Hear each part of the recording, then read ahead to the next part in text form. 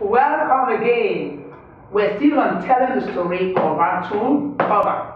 So, for today, we'll be talking about a man you all know, the greatest first ever inventor. So, after Cain and Abel moved on, after Abel died, Cain moved on, Adam and Eve had so many other children. And then from then, other children, and the world got populated. It was filled with people. There were so many people on earth. But something bad happened again. People got far away from God. People had got into so many because then they had sinned.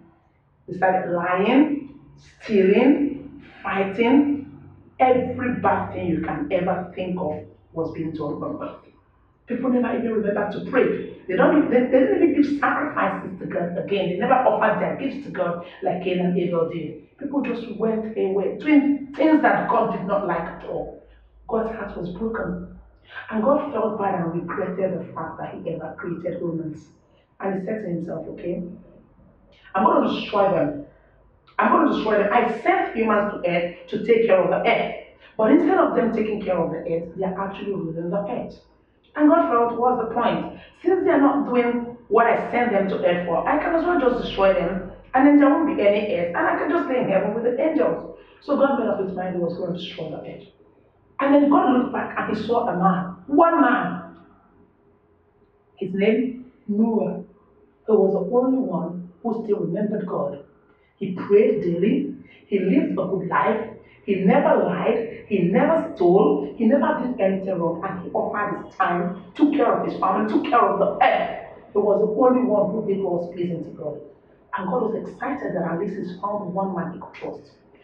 So God went to him and said to him, I want to destroy the earth. I regret ever sending humans to earth. But I want you and your family to stay safe. Because you've been good, I want to do something with you. I want to build another world using you. So I want you to build an ark, like a boat, a very big, gigantic ark that will take you, your family, and a bit of all the animals. Because I'm going to send a flood. It's going to rain for 40 days, and then the earth is going to be filled with flood, and it's going to destroy the whole of the human race. Noah said, oh God, you really want to do this? I really want to keep me safe. God said, yes, I want to keep you safe.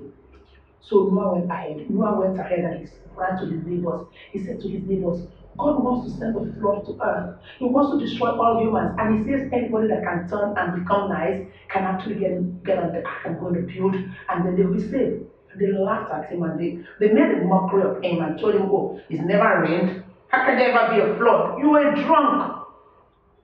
That didn't stop Noah. Up until then, Noah had never seen anything called a flood, but he believed God. When God tells you anything, believe Him. If you read anything in this book, even if it's something that has never been done, because God said it, believe Him. So Adam believed God. He didn't even doubt. So he went ahead and created what? He built the boat. Now in the boat, he put his family, he put his children, and then he put all the animals that God created. He took two of every animal, and then the animal was like, the ark was very big, like it had three layers. The animals stayed on the first layer, Noah and his family stayed on the last layer, and they had kitchen, they had food, because it was going to rain for 40 days. While Noah was going ahead putting all of these things together, the people in this community will come and laugh at him. They cheered, laugh, and make fun of him. Now, when you're doing something that is very good and you believe in what you're doing, no matter how much people laugh and make a mockery of you, don't let that distract you. Stay focused. Noah stayed what? Focused. He didn't allow that distract him. He looked at them and he felt, I feel sorry for you. They made so much fun of him. Some of them even threw stones at him and said, you're a lazy man. Instead of you to go look for something to do, you're building an ark. Whoever saw a flood, he ignored them. He stayed focused. Stay focused. Stay focused. Whatever it is you find yourself doing, stay focused. So by the time the ark was ready, they all moved in. And then God said, now I'm ready. So it started raining. When it rained before, they were all going about having their regular thing. They thought it was one of the rains. The second day it rained, people still went for wedding. They had parties. The third day it rained. And the ark didn't move. And they were all laughing at him. I thought he said there was going to be a flood. After like the 15th day, boom, the flood came. By the 20th day, all the people came. They were knocking on the door. Noah, can we come in? But it was late. They had an opportunity. Noah went crying out to them. Now, when you have an opportunity, do the right thing. It might be late. Don't take things for granted. And then by the time it was 40 days, the whole earth was filled with flood. Everything and everybody died. The flood even covered the mountains. It was only Noah and his family that were saved in the ark.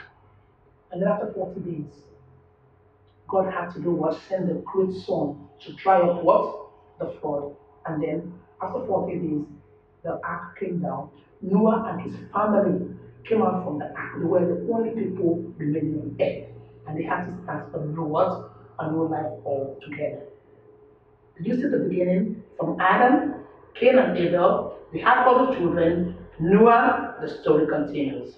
Now what are we supposed to have picked up from Noah? You might be the first person that God called to do something special, something that nobody's ever done. Don't feel strange about it. Somebody has to start something new. When you're doing something you believe in, and friends, relatives who don't understand you are making a mockery and laughing at you, don't get distracted. Stay focused. And above all, do not disobey God. God likes it when people come to Him and actually tell Him they're sorry. And God is always ready to take back anybody that does anything wrong because He wants us back connected with Him. When you have the opportunity to give your life to Jesus Christ, do that. Don't say, oh, when I'm ready. Now, today, I don't know how many of you that want to give your life to Jesus Christ. God doesn't want anybody going to hell. The ark we have today is like Jesus Christ. Once you give your life to Jesus Christ, you're already in the ark. Of course, you're covered. So if you want to give your life to Jesus Christ and you want Him to cover you just like the ark covered Noah and his family, let's still pray. Close your eyes.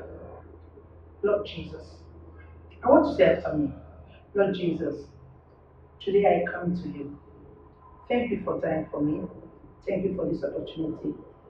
Take me into your ark. Come and live inside of me.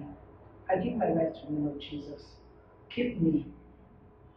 Get me connected to God the Father. Thank you for accepting me as your own. Thank you, Lord Jesus, for accepting me into the ark of your covenant. In Jesus' name, we have prayed. Amen. Congratulations, you're now in the ark of God. Your life will never remain the same. Read the Bible daily, obey God. Pray that you join me again tomorrow as we continue with telling the story of God. God bless.